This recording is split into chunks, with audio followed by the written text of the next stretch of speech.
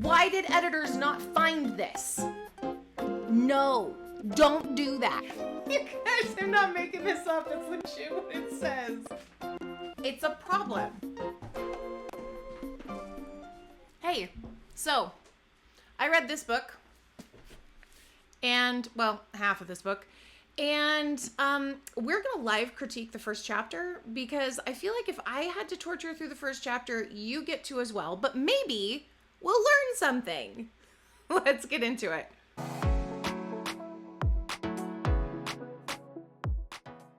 I'm trying something a little new here on our channel today.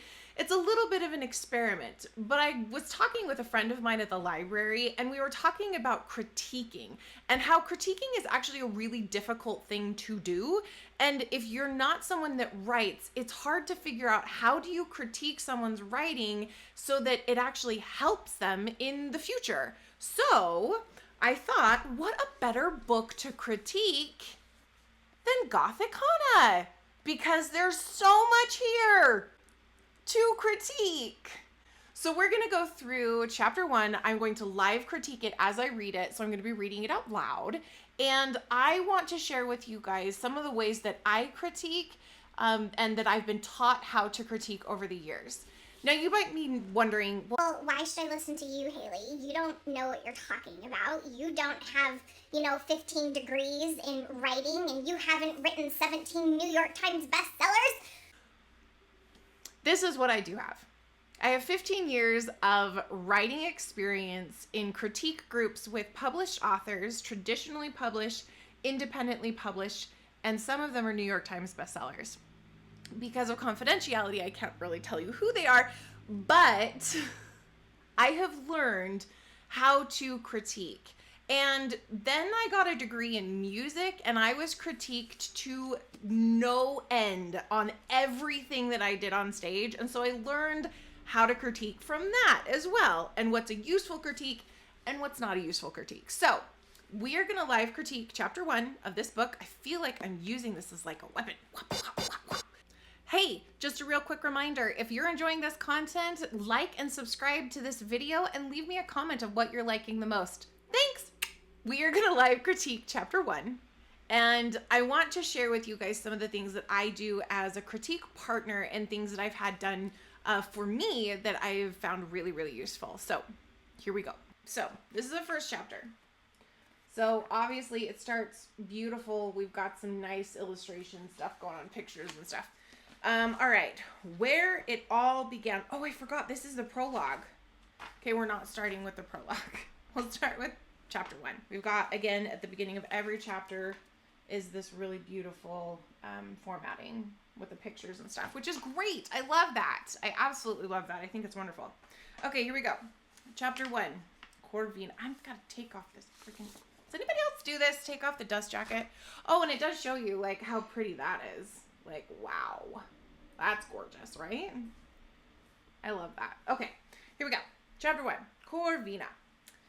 Corvina had never heard of the University of Varenmoor. This is actually a pretty good opening line because it creates an intrigue of what is Varenmoor University and why has she never heard of it and why are we talking about it? So it does create some interest in that first line. And those first lines are really, really important because that is what is going to decide if you are going to continue to read. Like, it's kind of an important part of the process. And a lot of people don't pay enough attention to the first line of their books. And so they just kind of like are, oh, I'm going to be dark and mysterious and get into it. But that first line is really, really important. So this is a very good opening line. All right. Corvina had never heard of the University of Varenmoor, but then again, she hadn't heard of most normal things, not with her upbringing. However, nobody else had heard of it either. Okay, this is my first issue.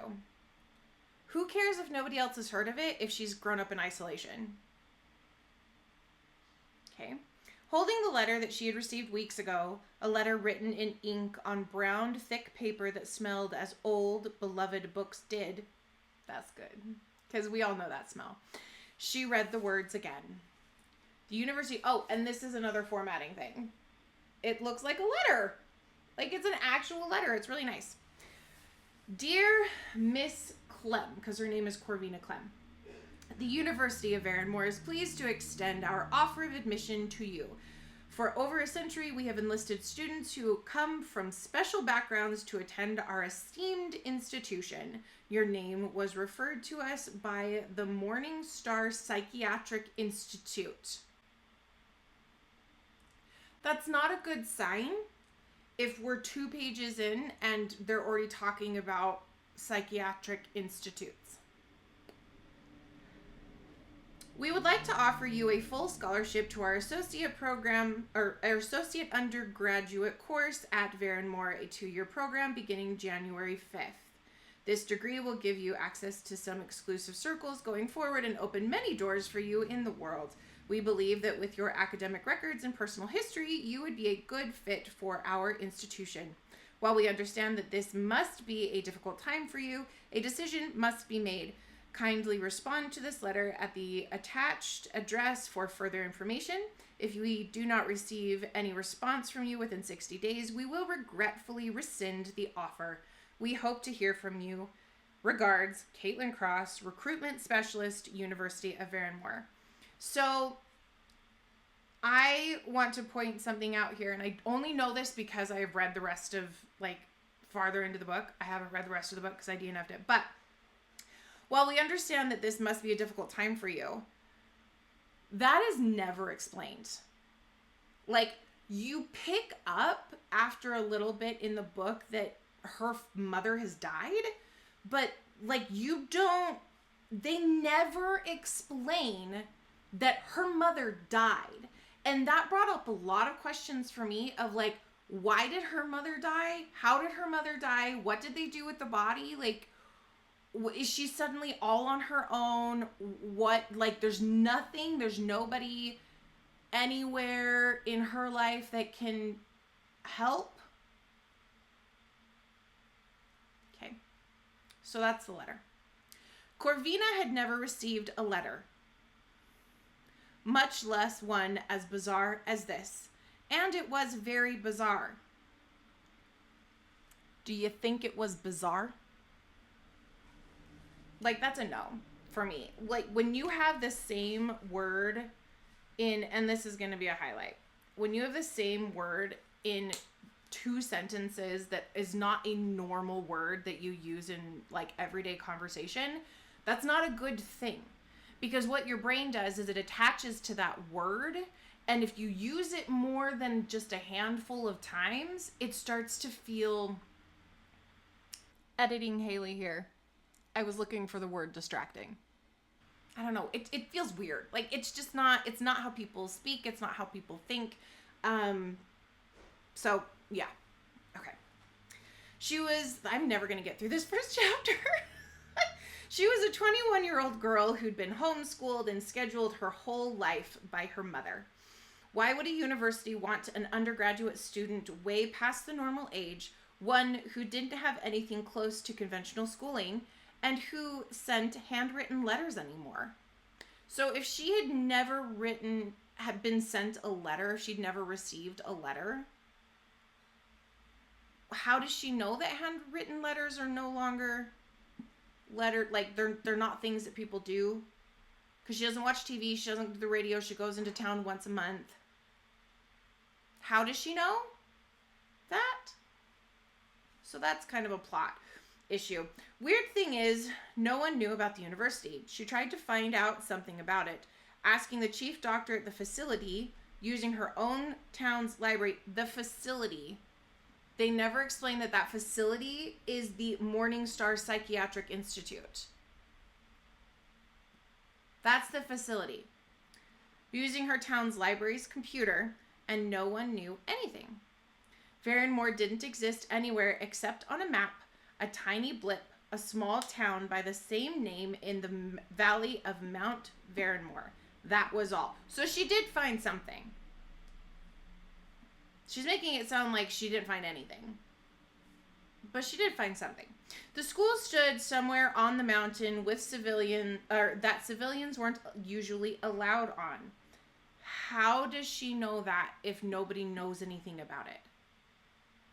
Do you see what I'm saying? Like, the writing is very inconsistent. So we have thoughts being presented and then immediately being contradicted. It's very frustrating. Okay, my husband brought me lunch, so I need to take a little bit of a break. All right, here we go. Where were we even at? Okay, here it is. The school stood somewhere on the mountain that civilians weren't usually allowed on. And she knew this. Oh, I should probably have just kept reading. She knew this because her taxi driver, a very kind man named Larry, had just told her as he drove them up the mountains. Not a lot of folks around here who go up to the castle anymore. Oh, I should try and... What kind of accent is that? It's not Cockney, is it? I don't know. We'll try. Oh my gosh, maybe I shouldn't try. Now I'm suddenly nervous. Okay, here we're gonna try. Not a lot of folks around here who go up to the castle anymore. Larry continued his barrage of information. That was really bad. Information winding the small private black car up the slightly inclined road. Corvina had found him right outside the train station when she'd come out. It had taken her 2 trains, one from Ashburn and the next from Tenebrae, and over 12 hours to get to Varenmore. Now, I was not under the impression that these were real places. So, including those towns, I feel like I'm looking to see if there's any indication. Including the towns is information we don't need. And when you start a book with a lot of information that's not going to be necessary in the future, it can be very confusing for the reader, because the reader, especially if you're used to epic fantasy, you're trying to keep track of all of the places that you're talking about because you think that they're going to be important in the future. And honestly, that never comes back in, and it's really not that important. So I would have probably just skipped that.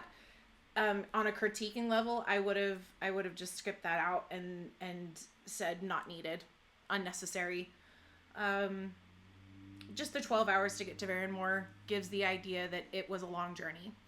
Larry had been surprised when she'd given him her destination on the mountain, to the point that he'd prayed before starting the car. "And why is that?" Corvina asked, watching the little town get smaller in the distance as lush green swallowed her vision. She wasn't used to conversation, but needed to know as much as she could about the school she had agreed to go to. Not that she had anything better to do. I don't know if you... Okay, I'm just going to continue. Living in the tiny cottage she'd grown up in, making jewelry and candles, and doing readings to earn had become monotonous, especially when nobody in town except the old librarian had ever treated her with anything but suspicion. The letter of acceptance had come as a sign from the universe, and her mama had always told her never to ignore those. Corvina had always wanted to experience a school for the social nuance, study other humans around her, and learn more about people who knew nothing about her. A clean slate on which to write whatever she wanted, however she wanted. It was contradictory since she was a loner, but she was an observer. Whenever she got the chance, she enjoyed people watching. So this is what we call an info dump. There's really not a lot in here that needed to be said. To be honest, like, this could have been written into the action, into the conversation really, really easily. Through her physical mannerisms, through awkward speech, through stuttering, through her searching for words that would convey what she's looking for. If she's not used to having conversations with people, then she is probably not going to be the greatest at picking the right words to convey thoughts and ideas, if mostly she just thinks in her own head, if that makes sense. Plus, we've got, again, that contradictory thing where she says she enjoys to people watch and she's a loner. However, she wants to study people, and she wanted to have a clean slate and be whatever she wanted or however she wanted. But it doesn't sound like she's doing anything different. So she wants, to learn more about people who know nothing about her. She wants a clean slate to be whoever and whatever she wants to be, but she's apparently not going to change anything because she's going to continue being a loner. See what I mean? Like, there's just these really subtle ways of contradicting herself that is makes it confusing for the reader because you don't get a clear vision of who she is. All right. Dunno. The driver shrugged his slight shoulders under a thin beige jacket. Tales about the place, I reckon. Say the castle's haunted. Okay, I'll stop. I'm not great at Cockney. I'm good at just the general English accent, like the kind of the American generic. But I'm not, I can't do Cockney very well. So here we go. Okay. Corvina snorted. She doubted that. Old places and things in her experience had a tendency to get labeled as haunted over time, but she also wanted to keep an open mind. I really liked that. I actually think that's really good. That she snorted, she doubts that. I liked that because that gives us an idea of who she is. But I feel like she also, once again, undermined herself by saying, but she always wanted to keep an open mind. So, like, I'm just going to stop pointing that out because that's consistent. And is it haunted, I mean? She asked, still curious to know more about the mysterious university. The driver glanced back at her in the rearview mirror before focusing on the road again. You stayin' at the castle or visitin', miss? I'm trying to do the cutoffs because of the way that it's written. Staying, she told him, glancing down at the letter in her hand and stuffing it in the brown leather bag that had belonged to her grandmother. It had been the only thing she had got from... So clunky. The writing is so clunky. It had been the only thing she had got from anyone besides her mother.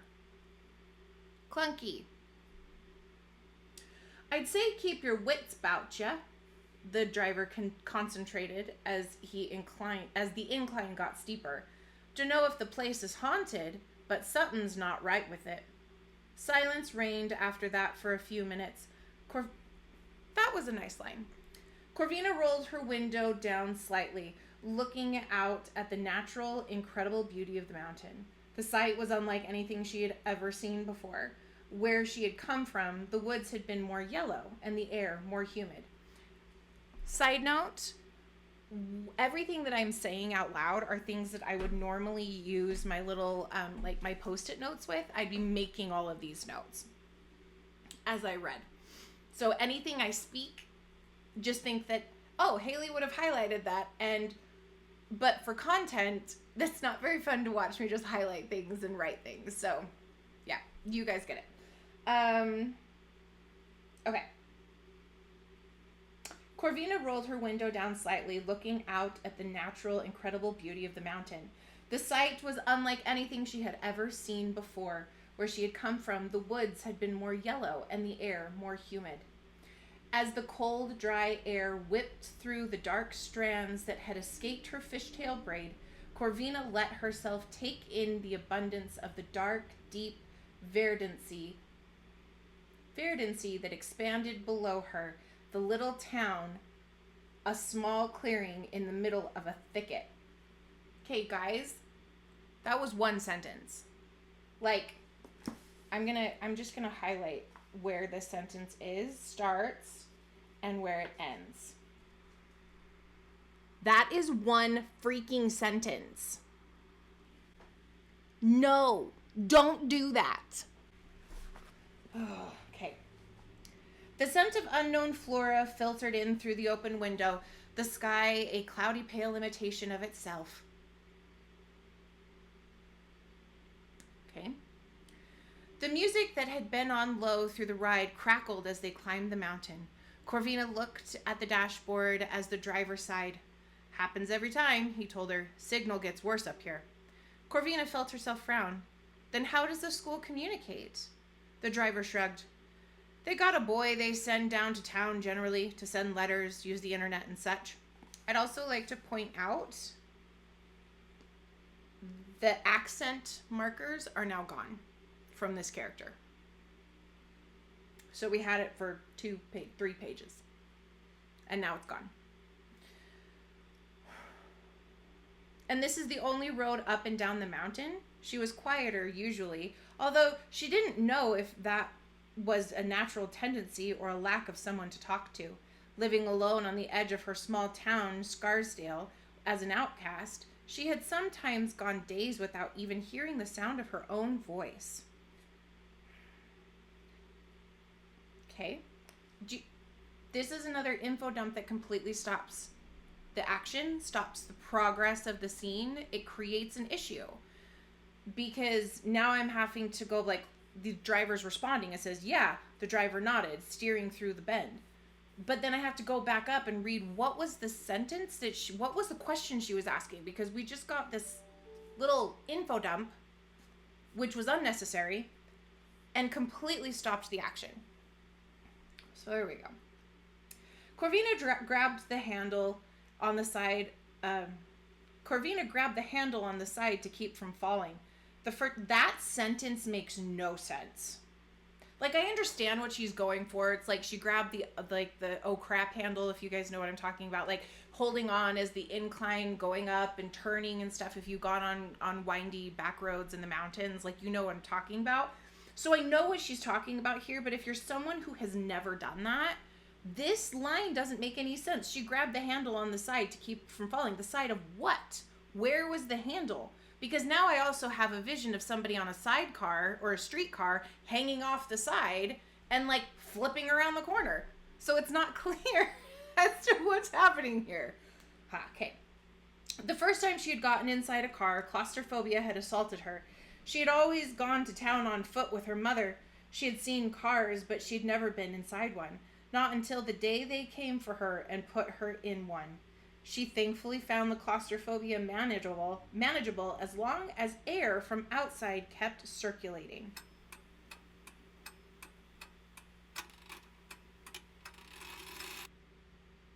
Can you guys make heads and tails of the pronouns in this sentence?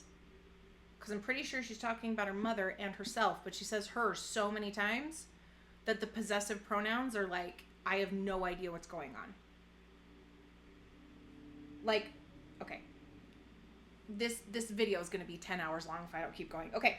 Anything else I should know about the castle, she asked, once they were over the curve in the mountain. The fog thickening in front of the windshield. The air getting fresher, lighter as they ascended.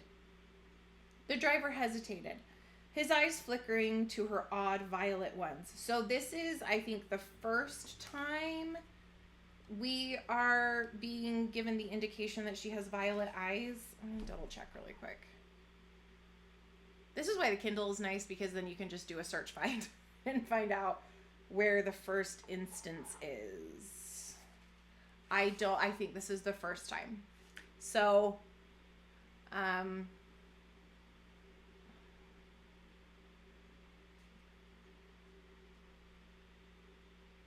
yeah, I think this is the first time. So now we know this is the girl from the prophecy for Vad, and she's going to be the person. So that's good. For us to know, some foreshadowing happening there. The driver hesitated, his eyes flickering to her odd violet ones. She'd inherited them from her mama. In the mirror briefly. There are some rumors, miss. Dunno how much truth they got. Another curve. Corvina looked out the window, breathing in the crisp, cool air, realizing the view she had admired moments ago had disappeared under the thick white fog. It might have terrified some people, but Corvina had always found comfort in the oddities. That was nice. That was a nice sentence. That gives us some more clues on who she is. I liked that. With a slight smile on her lips, she waited until the driver navigated the curve safely before prompting him. What rumors?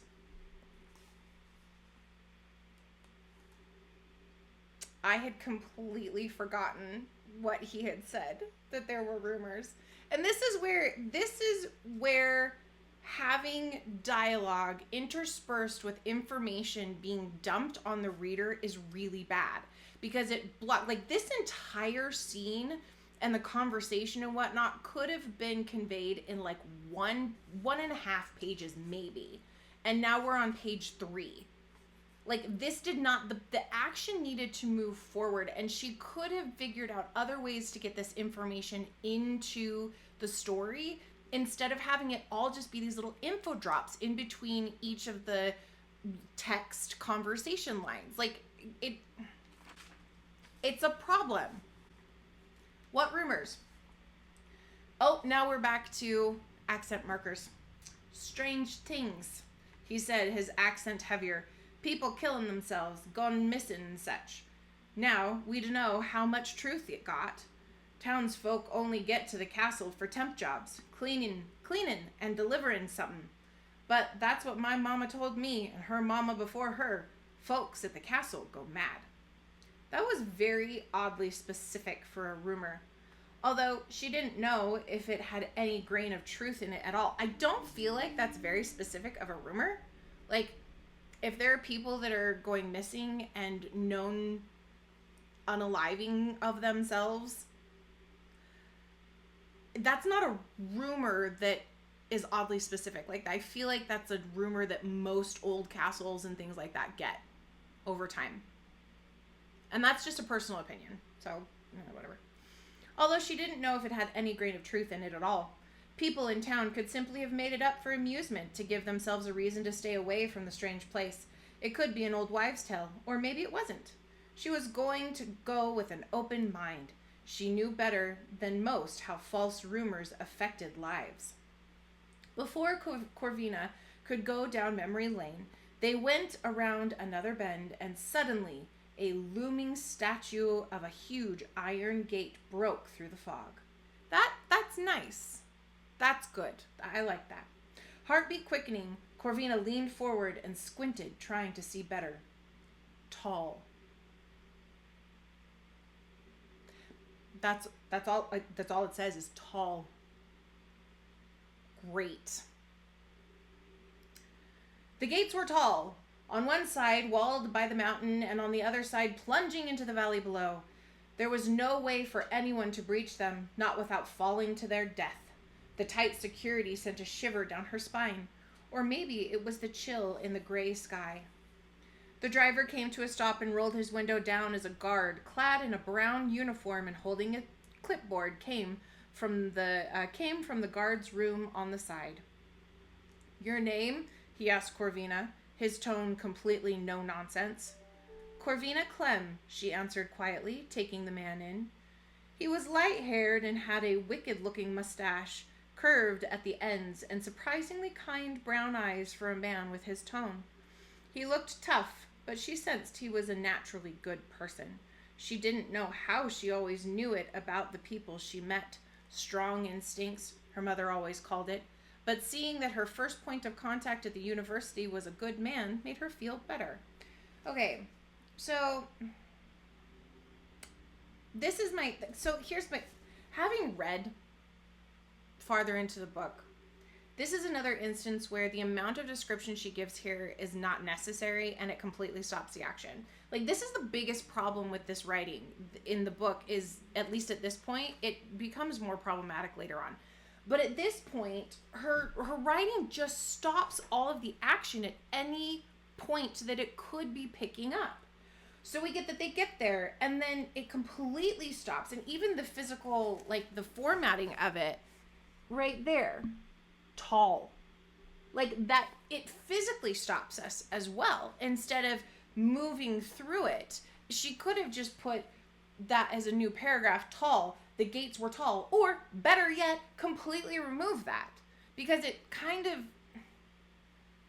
I don't know, for me, that type of descriptors where it's like one word, I feel like is lackluster and it's kind of a cop-out and it's very boring and it's not something that's actually going to pull the readers in at all, because tall means something different to literally everyone. Because I'm 6'1", I'm tall. But if, I'm next to a basketball player who's, 7'4", I am not tall. You know what I mean?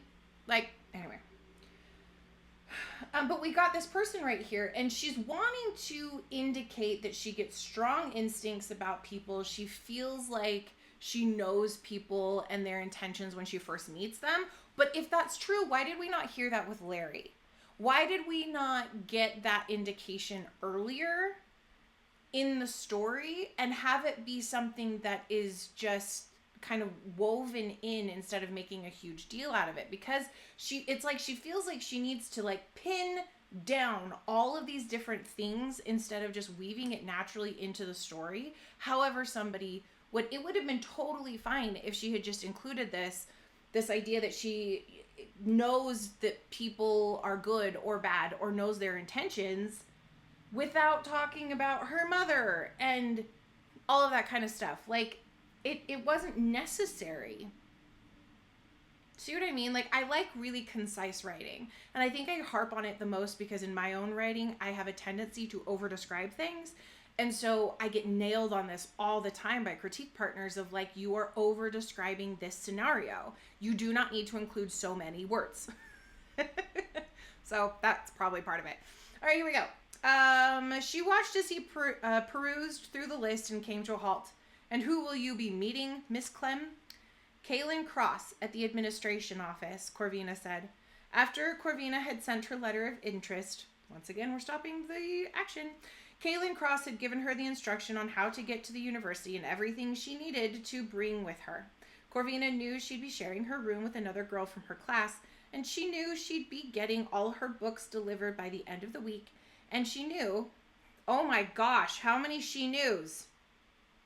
She knew this was a new beginning in a place where nobody knew her and her past. It was a chance to make something better of her life, maybe even make a good friend, and perhaps, if the universe was kind, even meet a boy like in the novels. And this is the first indication that this book is going to be bad. When you have a main character whose love and romantic ideals are derived from romance novels, and that's her only indication of romance, you know this is not going to go well. Like, this is just not going to be good. Because you can have characters that have that idea and then they wake up and they like realize that romance isn't like that. No, that's not what happens in this book. Also, why did she do so many she knews? There's one. Okay, we're going to highlight these. One. So Corvina knew. There's one. She knew. There's two. And she knew. There's three. Is there just three? Yeah, and look where they're placed on the page, too. Like, it's really difficult not to get distracted by that. She knew, she knew, she knew. Don't do it like that. Oh, don't do it like that, writers. Don't do it. Pay attention. The mustached guard nodded, taking her out of her musings, and raised a hand to someone on the other side of the guard's room. The giant gates opened slowly, the noise like a monster groaning awake. See, and this is what kind of frustrates me, is she has these moments of great description that are very visual. This one's auditory, like a monster groaning awake. Like, we can all imagine what that sounds like. It frustrates me when writers have these beautiful lines, but then don't continue that type of writing throughout the rest of the book. Whatever, it's fine. Okay. Welcome to Varenmore, Miss Clem, he said to her before looking at the driver. 5 minutes, Larry. You got it, Oak. The driver nodded before starting the car again. Corvina stared up at the towering wrought iron gates as they passed, and officially entered the university premises. I want to take a little bit of I want to come back to this. The way that interaction between the guard and Larry was done was perfect, because there was no dropping, there was no like information dropping of like Larry was up here all of the time and Guard Oak knew him because of all of the people he's like, there was no info dumping, but we got that they knew each other, they had a friendly relationship, and that was all that was needed. 2 lines. That was it. 2 lines. Sorry, getting emails. Okay. Okay. Officially entered the university premises. The flutter in her belly became a quake as she put her head on the window to peer up and finally saw the castle perched on top of the mountain. The closer they got, the larger it became. Unnecessary. Calling it a castle was an understatement. It was a monstrosity, a beautiful, stunningly constructed monstrosity. The car came to a stop before tall wooden doors, and Larry jumped out to help get her luggage.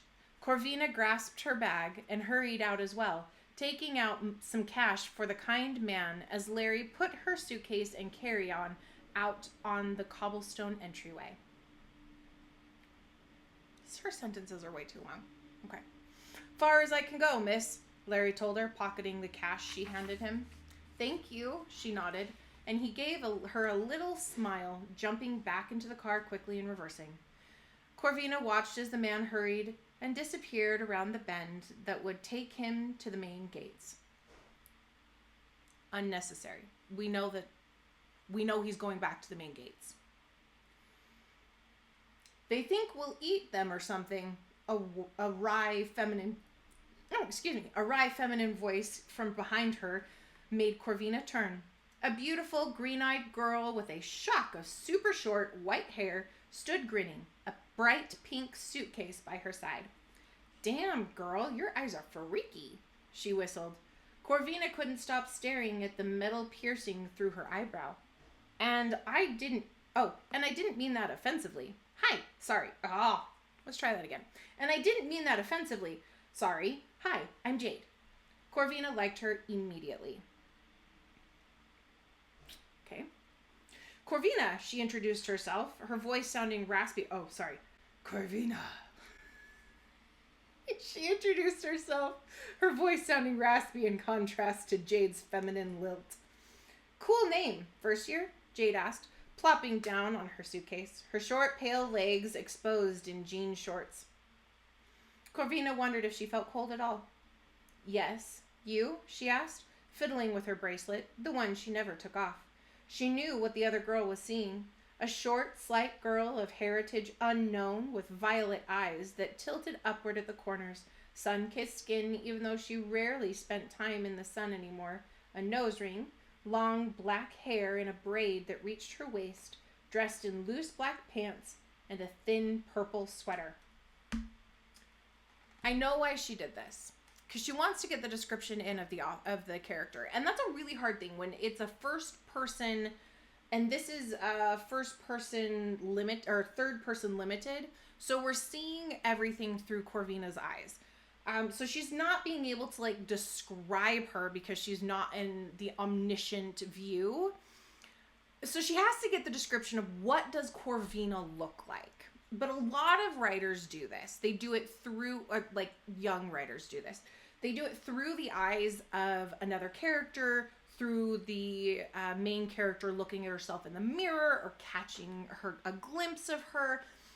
My problem with my writing is that I have a tendency to kind of forget to describe what my characters look like. So we'll be halfway through my book, and one of my critique partners actually said to me, she's like, what do your characters even look like? Because I just realized I have no idea. And I was like, oh crap. And part of that is because my characters I don't see them the way that a lot of authors do. I feel them. So I could describe to you all of the emotions that they have and the thoughts that they have and the feelings that they have about everything, but I couldn't tell you what they look like. Other than some vague, she's 5'9", she has long dark hair. She's pretty. There you go. It's not good for me. It's not good for me. I need to get better at that. But this is something that a lot of writers do, is they just do it through the eyes of somebody else, and it's easy, it's cheap, it's kind of a cheat, I feel like. But, whatever. It's okay. Oh my gosh. Haley, how many more pages is this chapter? Oh, we're almost done. Okay. Jade chuckled. Possibly. I mean, I was a first year last year, and then I ran away, but then I got some sense knocked into me, so I'm back. But I think I'll probably have to repeat the year. These guys don't have a lot of rules, but the ones they do, strict doesn't even cover it. Foreshadowing. Corvina felt herself smile slightly. The girl talked more in 1 minute than Corvina did in an entire year. We're going to come back to that. This castle is so crazy, I don't think I'll ever get used to it. You should see inside. It's even bigger than it looks from out here. You don't talk much, do you? Jade asked, squinting at Corvina. Corvina shook her head, enjoying the chatter from the other, definitely younger girl. She doubted she'd be able to get a word in anyway. Cool, Jade nodded. Want a room with me? I'm a little nosy, but mostly I'm nice, and I could give you all the juicy info here. This girl was amazing. Okay, but why? All right. Corvina had never met anyone who treated her so normally. She smiled. I think I'd like that. Damn, you've got a killer smile, Corvina. Jade grinned. Can I call you Cor? You don't mind, right? Corvina shrugged. She didn't know how she felt about that. She'd always been Corvina to others, but this was a new chapter. Maybe she could be someone else too. Someone more carefree. Someone more badass. I don't mind. Just then, the doors opened and a woman, almost her mother's age, with short red hair, walked out, wearing a nice formal beige dress. "Aw, Jade," she greeted Corvina's new friend. Good you're here. Corvina, she turned in the same beat. I'm Caitlin Cross. She came forward, her hand extended. Corvina shook her hand, an unpleasant sort of tingle flickering in her palm at the contact. Okay, why? Caitlin removed her hand and continued without a pause. Please call me Caitlin. I'm the recruitment specialist here at Varenmore. I'm also your point of contact going forward. If you have any problems, my office is in the administrative wing. She gestured toward the huge building she just exited. You can find me there from 9 to 3 every day. Jade, she gave the other girl a severe look. Don't run off this time.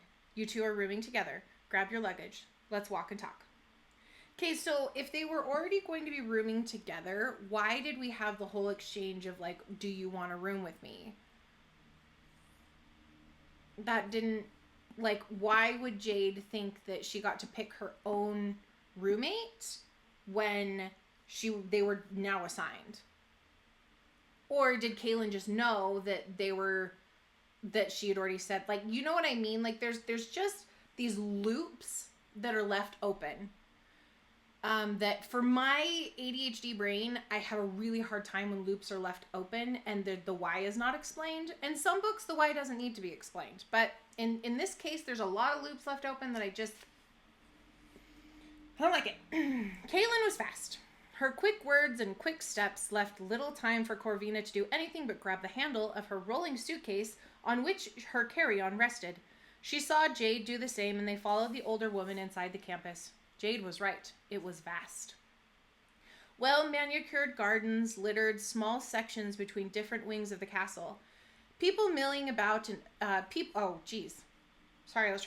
Well-manicured gardens littered small sections between different wings of the castle. People milling about in a few of those. Do you guys see what I mean by, like, it's just clunky?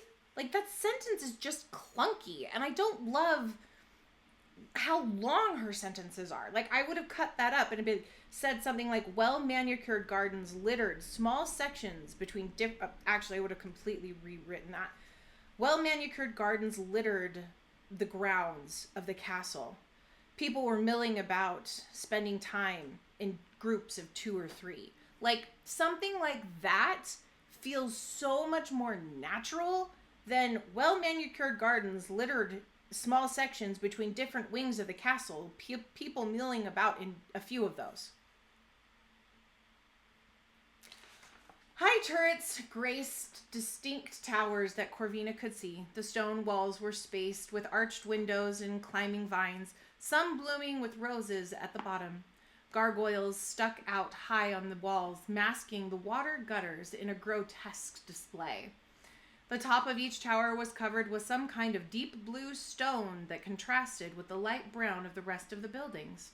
It was, and now it's italicized, breathtaking. Okay. Corvina had never seen anything like it in her entire life. The books she'd read about castles had usually been historical romances that never had pictures. She'd only imagined, and this reality far outweighed her imagination. We're a fairly small university, Caitlin began, leading them around the side toward the right as Jade and Corvina dragged their luggage behind them on the cobblestone path, the wheels making a loud sound against the stones. What in the world? Does she not know how to write short sentences? Like, it's an entire, this is one sentence, you guys, one sentence. This entire paragraph from we're a fairly small university to Against the Stones is one freaking sentence. This was printed by Tor. Well, Bramble, but it's an imprint of Tor. Why did editors not find this? A group of boys sitting on the steps outside the tower to their left came into view, their conversation stopping as all eyes fell on their group. Corvina felt her face get warm at all the masculine gazes on her, a natural shyness overcoming her. She'd never really interacted with men, not unless one counted the doctors. Although she loved reading about them, she'd started sneaking in romance books from the library years ago to read at night after her mother went to bed. Her mother, even while awake, had barely spoken to Corvina outside of teaching her. Books had become her refuge, especially books with men, humans, shapeshifters, or aliens who fell in love hard and claimed their woman, body, and soul. Those were her favorite.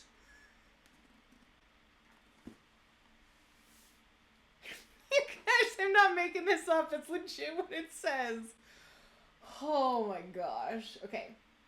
Corvina wanted that. Don't we all? Don't we all? But it's not real. She wanted to belong, to be loved, to be absolutely adored, no matter what happened, despite her past. She craved it so badly in her bones, some days she thought she would die from the sheer hunger of it. There was a gnawing ache in her soul, and she desired so deeply. What? There was a gnawing ache in her soul, and she desired so deeply. What did she desire? She desired the love, she desired men, she desired a sentence that made sense. But she knew the books she read were fictional. Does she really, though? And the chances of her, of all people, finding anything remotely similar were slim. Yet, she firmed her lips, shook off her thoughts, and gave a semblance of a smile to the boys who'd checked them out. New beginnings. Newer her. Newer her. Not new her. Newer. New beginnings, newer her. Varenmore has about 2,000 students, give or take a few hundred, Kaylin informed them, bringing her attention back in a voice that told Corvina she'd given this exact spiel countless times before. Again with the over-explaining. We've been around for more than 150 years. The university was established to educate and uplift bright students who could not otherwise afford a conventional college education for many reasons, like being in a mental institution. Every student here has come from odd circumstances. We fund as much of it as possible. Luckily, the board has some of the most influential members of the society, so thankfully our funding has always been covered.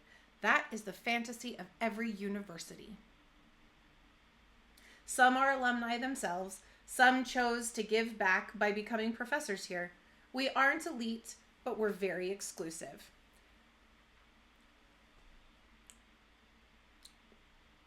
Isn't that like the same thing?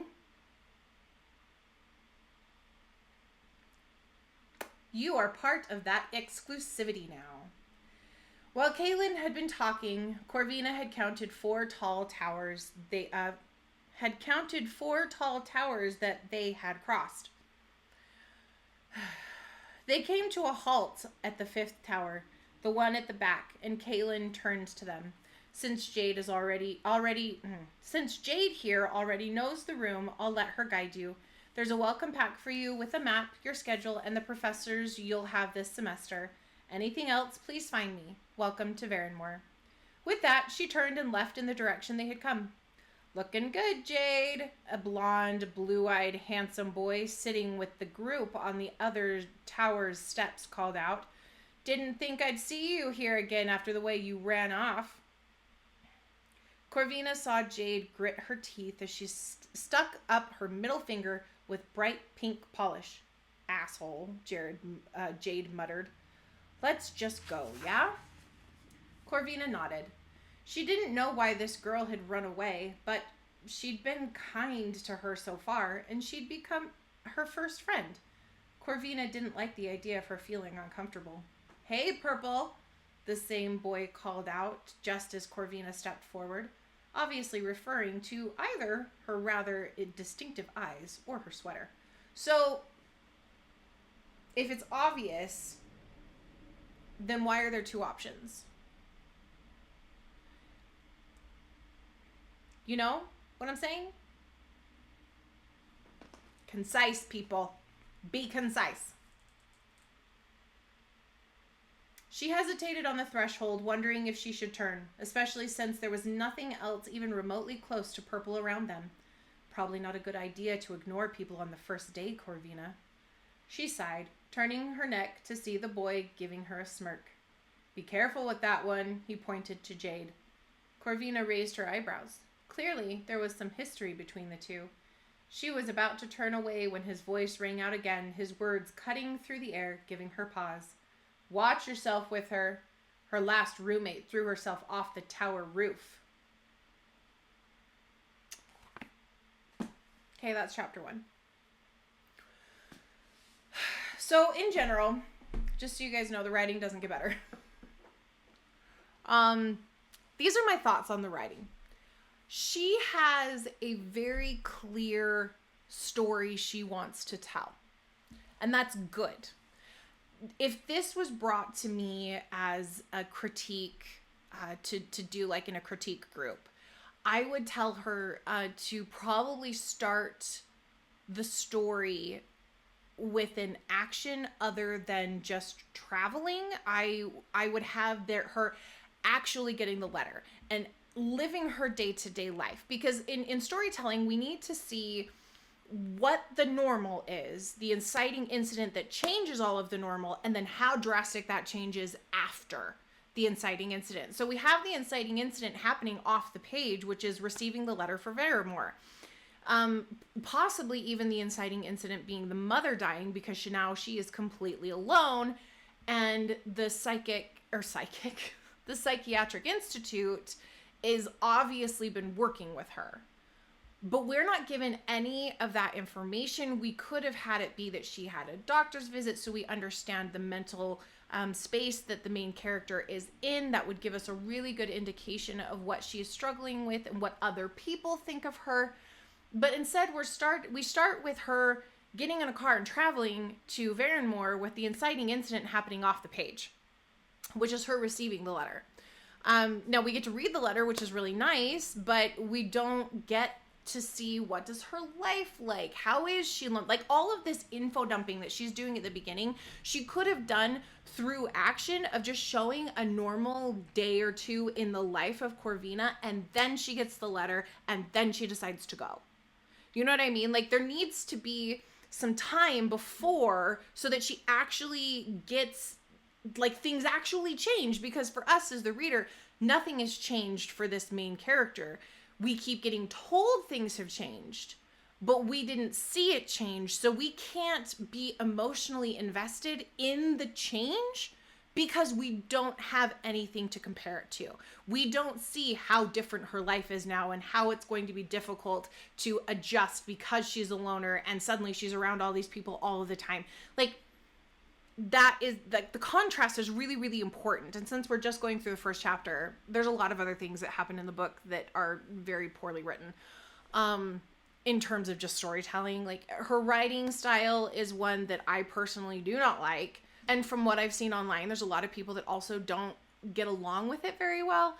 So, yeah. So that was the live critique of Gothikana for chapter 1. So what do you guys think? I mean, this is an experiment for me. I have never done a live critique before, so I hope that this was fun to do. I hope it was fun for you guys. I hope you learned something. If you did, please leave me a comment below, because I would really like to know what you guys liked or disliked with this video. The only way for me to know that is if you comment, share, subscribe, like the video itself, because I want to know if this is something that I should keep doing, because it's a really fun thing to do, but it's also, you know, a little time consuming. So let me know what you think. If you have a book that you want me to do a live critique on, tell me which book it is and let me know what you think of the book itself, and then we can go through it together. The next book I'm probably going to do is T. Kingfisher's Paladin's Grace. It is one of my favorite novels, and T. Kingfisher is absolutely incredible at creating characters and creating realistic romance. So we're probably going to go through one of her chapters, but we'll see moving forward. Anyway, thank you so much for watching. Enjoy the rest of your weekend, and as always, remember, you are worthy, you are loved, and happy reading. Goodbye.